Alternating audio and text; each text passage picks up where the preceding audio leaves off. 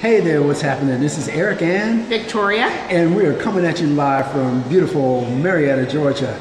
And just getting into a little workout here, but we wanted to just share a little bit.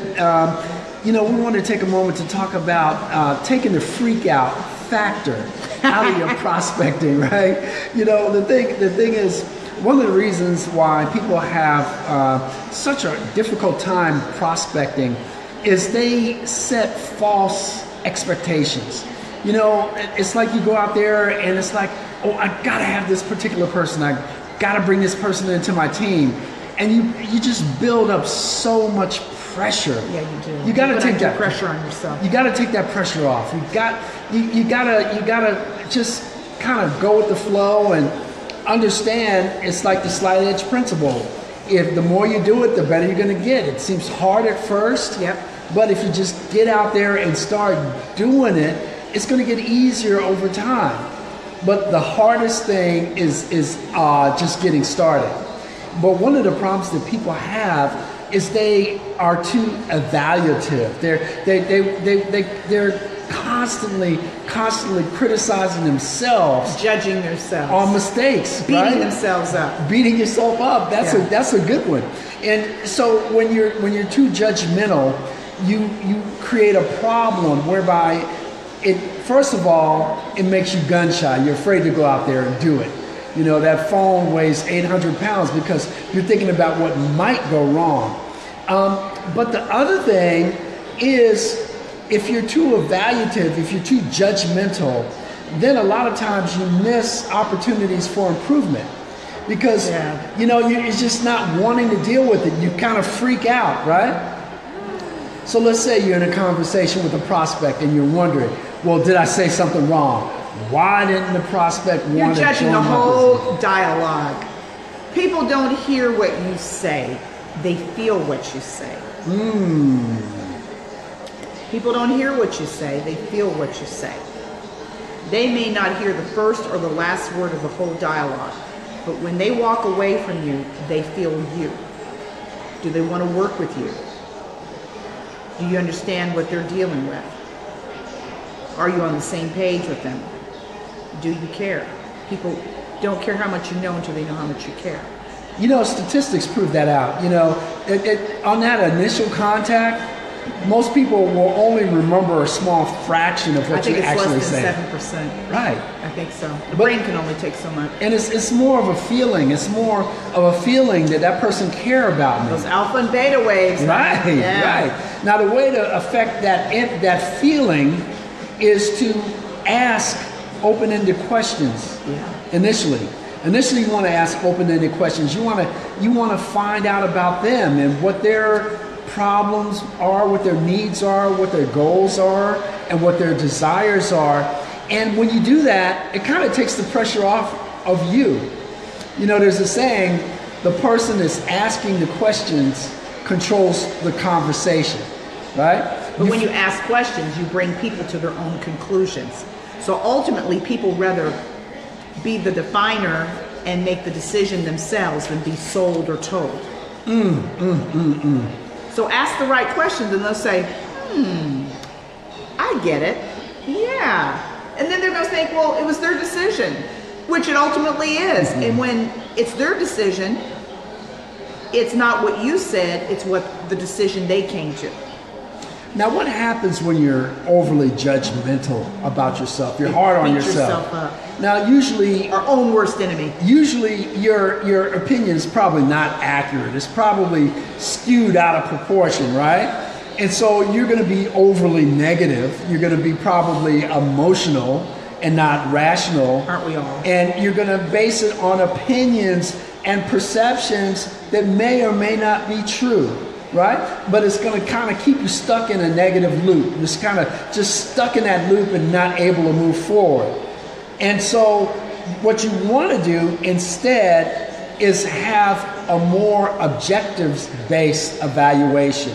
What you want to say is what worked, and this is afterwards, after your contact. Afterwards, you want to say what worked well, and then what didn't work well, and then what could I do to improve? See, if you do it that way, then it's more, it's less emotional. It's more like, you know, I understand that this is a process. And I understand that that process is not going to be perfect. It's going to take time. But if I'm willing to do it consistently, then I know I will improve.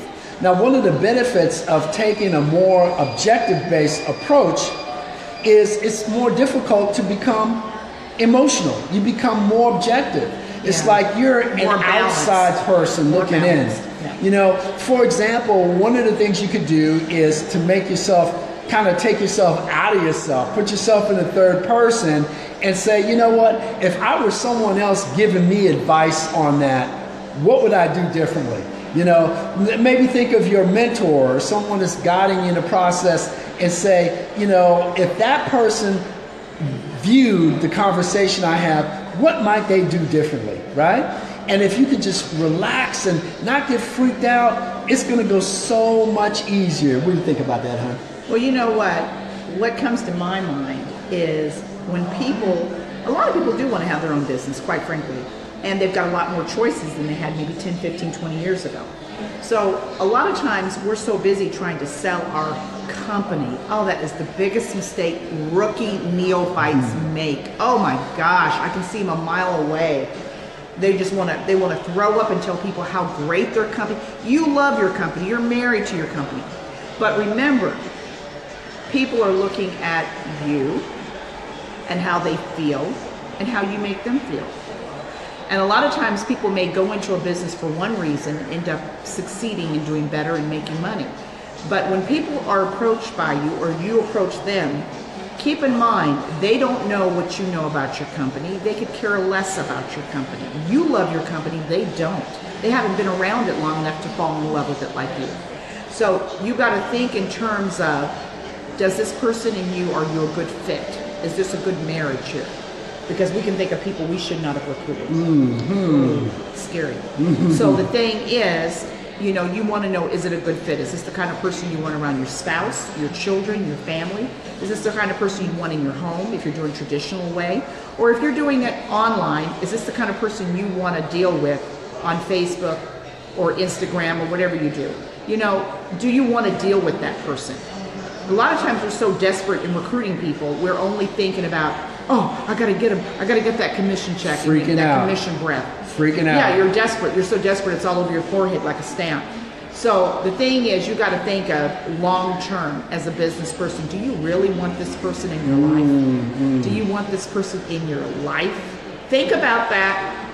Do you really want to recruit this person? Are you that desperate for a check?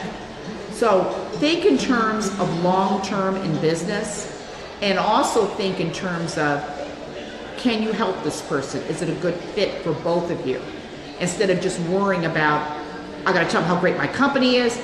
Most neophytes spend the first 15 to 20 minutes talking about how great you know, the company should put you on the payroll. That's how good you PR their company. But it's not about the company. People don't join just because you tell them the company is great.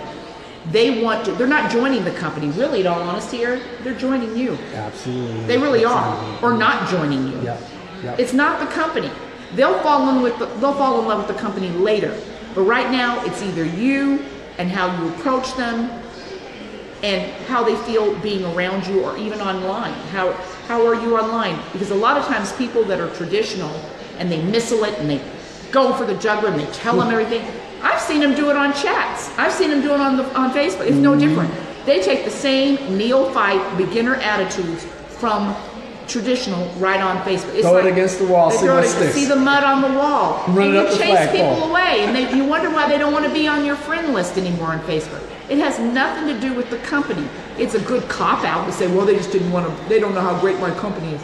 No, you didn't make them feel too great. So it's not about that. People will buy you before they buy your company. Absolutely. And you are not the PR person for your company.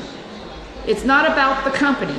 It's about you and what you can do to help that person, and if it's a good fit. Wouldn't you say so? Absolutely.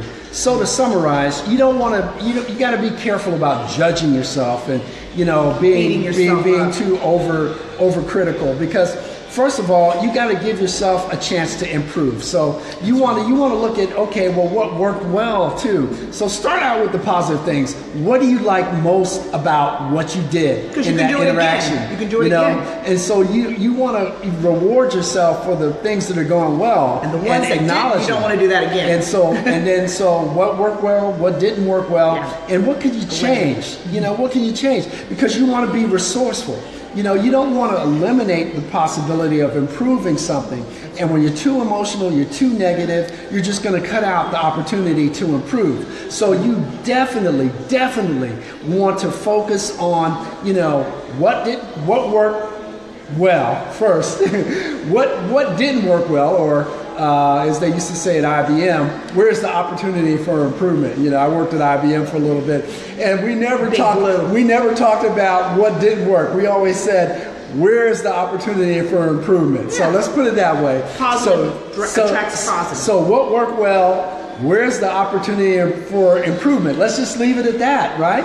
And then so you keep on moving on. You have an attitude, the right attitude that as we were discussing last night, it's all about having faith in your business and understanding that you will ultimately reach your goal. But it's a process, and you understand that you have to take these steps on a regular basis. Part of that prospect is interacting with potential customers. It's just part of the process. Now, one of the things we talk about is automating that process as well. We want to automate the parts that can be effectively automated. And so you can have better, more effective communications. And you can communicate directly with the customers at the times that are most advantageous to you. How about right after they make a sale? How does that sound? That's one of the things that we focus on. We've had situations where we've had potential customers make the sale before we even talk to them. That's right. But right after, we get their information and we contact them right away. But that's all about closing in the 21st century. That's right. We want to utilize the technology that's available out there and use that to help us to build our business. And we have a passion to help other network marketers do that because we believe in being 21st century closers. And we've already been over that road before. As they say, we've been through that rodeo before. So with that, this is our brief message for this evening. If you find value in the information we're providing, simply type info in the comments below. We will definitely get right back to you.